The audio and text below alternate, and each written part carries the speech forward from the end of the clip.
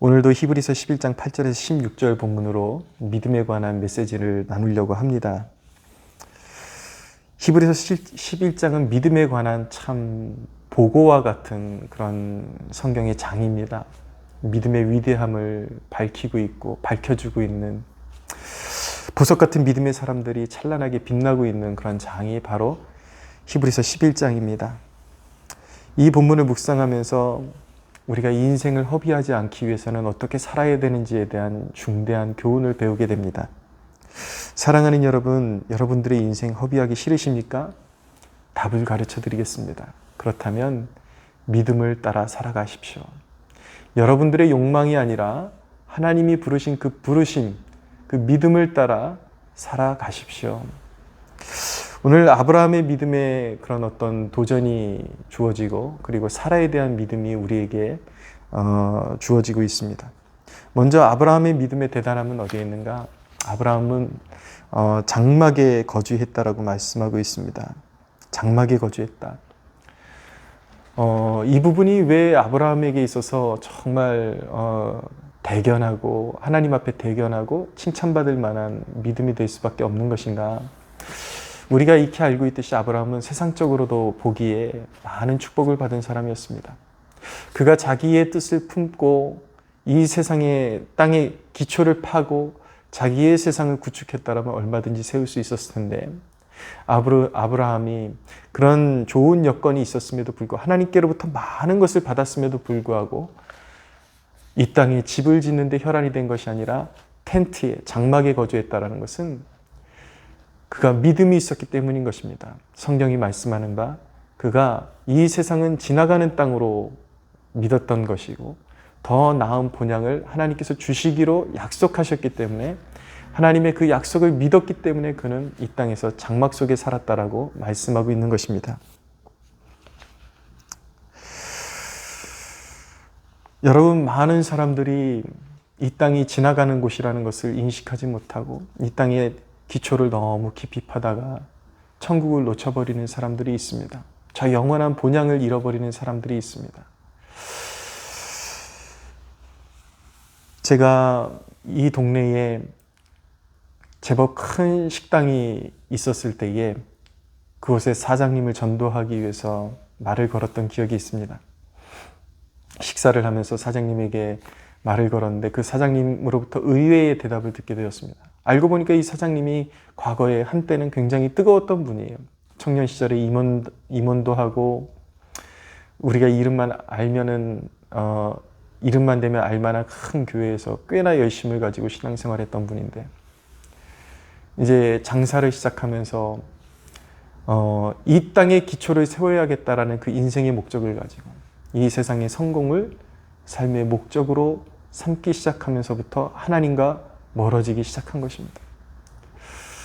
이 사업을 일으킬 때까지는 마음에 여유가 없다라고 스스로 정의를 하고 하나님과 멀어지기로 결단을 한 것이죠. 제가 너무 안타까워서 이 세상의 기초를 놓으면 안 되고 하나님께 연결되어 있어야 진정한 축복을 받습니다 라고 그렇게 조언을 드렸지만 귀에 들어갈 리가 없겠죠. 여러분, 하나님을 떠난 인생이 결코 진정한 성공을 맛볼 수는 없는 것입니다. 제가 마음에 우려하는 바가 있었는데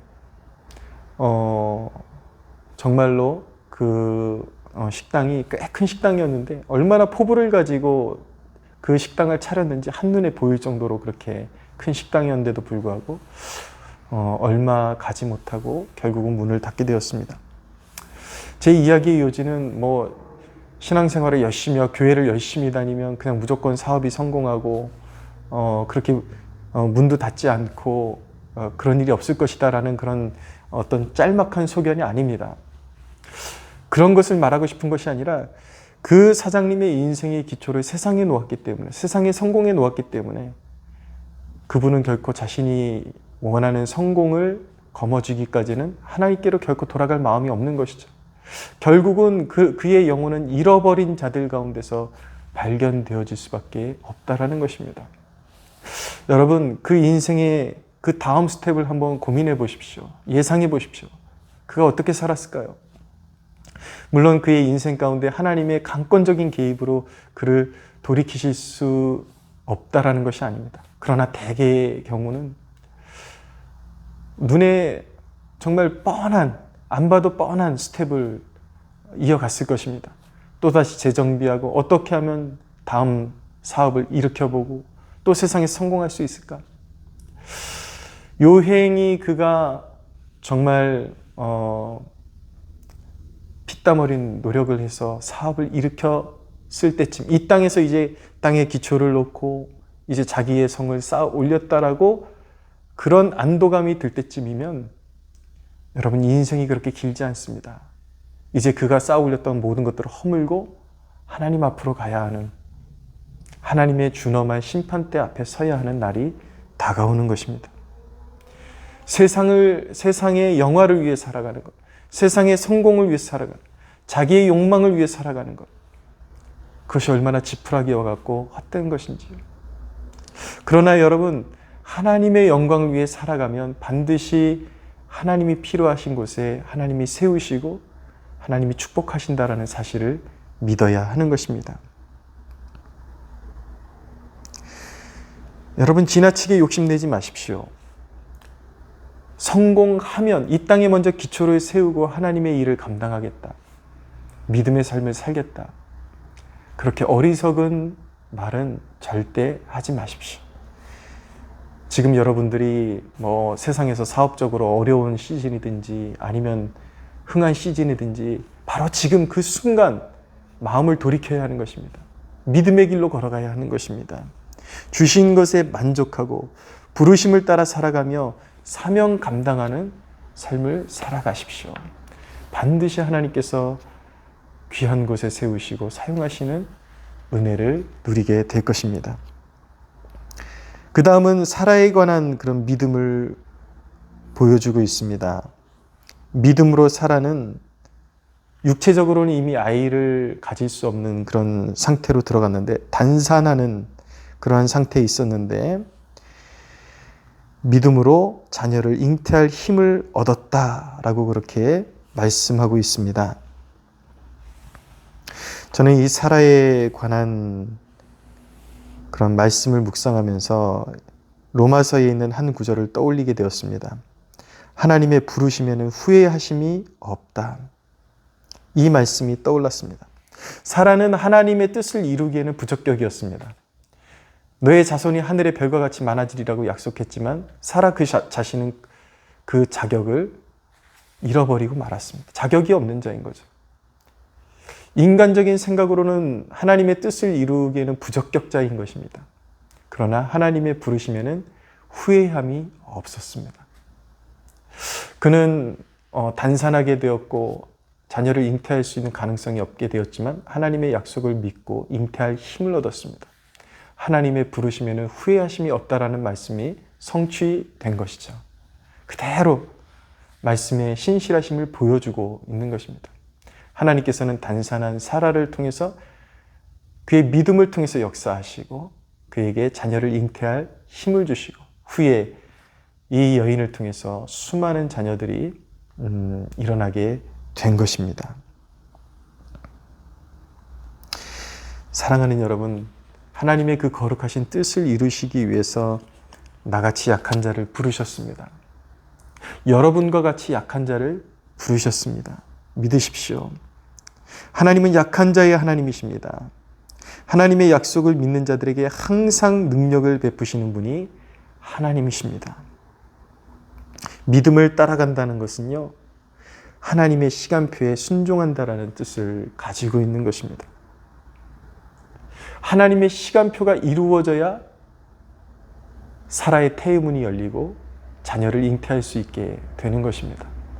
고로 믿음이라는 것은 하나님의 시간표를 따라 살아간다는 뜻을 가지고 있는 것입니다. 믿음을 가지고 하나님은 반드시 좋은 열매를 주신다라는 그 믿음을 가지고 지금 이 순간 보이는 것이 없어도 의의 나무를 심는 자들에게는 큰 축복이 있을 것입니다. 저희 협력교회 중에 한 교회에 저희가 정말 생각하면 마음이 따뜻해지고 늘 응원하게 되고 기도하게 되는 교회가 있습니다. 목사님, 사모님, 그리고 자녀들 몇 명 이렇게 같이 개척을 시작했는데 개척 몇 년이 지난데도 지금 아직도 성도가 한 명도 없는 상태예요. 다른 곳에서 부교육자로 더 좋은 환경으로 오라는 그런 콜링도 있었지만 분명히 하나님께서 개척 목회를 향해서 부르셨다라는 그 믿음을 가지고 자리를 지키면서 한 사람 보이지 않아도 새벽부터 보이는 사람을 위해서가 아니라 보이지 않는 하나님을 위해서, 그러나 명확히 살아계시며 역사하시며 인도하시는 하나님의 영광을 위해서 성실하게 설교 준비하고 말씀 선포하고 그런 목사님이 계십니다. 그 교회를 보면서 더 정이 들고 응원하게 되는 것은 우리가 그렇게 시작했거든요. 무슨 갖춘 그런 그럴듯한 건물이 있는 것도 아니고 비가 새고 곰팡이가 피고 쥐가 출몰하고 그 멤버는 없고 아무것도 보이지 않는 상황 가운데서 그렇게 개척을 시작하고 하루하루 믿음으로 의의 나무를 심는, 눈물로써 씨를 심는 그런 수년의 세월을 보내야 했지만 이제 조금씩 결실을 주시는 하나님의 은혜를 맛보고 있는데 우리와 같은 그 과정을 이제 지나오는 그 교회 그리고 목사님을 볼 때마다 너무나도 뿌듯하고 응원하게 되는 것이죠. 여러분, 저는 그 교회가 반드시 하나님의 축복을 받을 것이라고 믿습니다. 보이는 것 없어도 믿음을 따라 의의 나무를 심는 자들에게는 반드시 축복이 임할 것입니다. 사랑하는 여러분, 돌아서지 마십시오. 믿음의 길로 돌아섰다면 돌아서지 마십시오. 오늘 여기에 있는 말씀 좀 읽어드리겠습니다. 그들이 나온 바 본향을 생각하였더라면 돌아갈 기회가 있었으려니와 그들이 이제는 더 나은 본향을 사모하니 곧 하늘에 있는 것이라. 이러므로 하나님이 그들의 하나님이라 일컬을 받으심을 부끄러워하지 아니하시고 그들을 위하여 한 성을 예비하셨느니라. 하나님은 믿음으로 돌아서지 않고 그 부르심을 따라 묵묵히 행하는 자들에게 하나님은 그 길목에 위로와 격려를 주시며 최고의 축복을 예비하고 계십니다. 하나님 나라, 영원한 축복은 바로 보이는 것 없어도 지금 믿음으로 순종하며 뒤를 돌아보지 않고 그 부르심을 따라 살아가는 자들에게 하나님의 영구한 축복이 임하는 것입니다. 여러분 모두에게 그런 축복이 있게 되기를 주 예수님의 이름으로 축원합니다.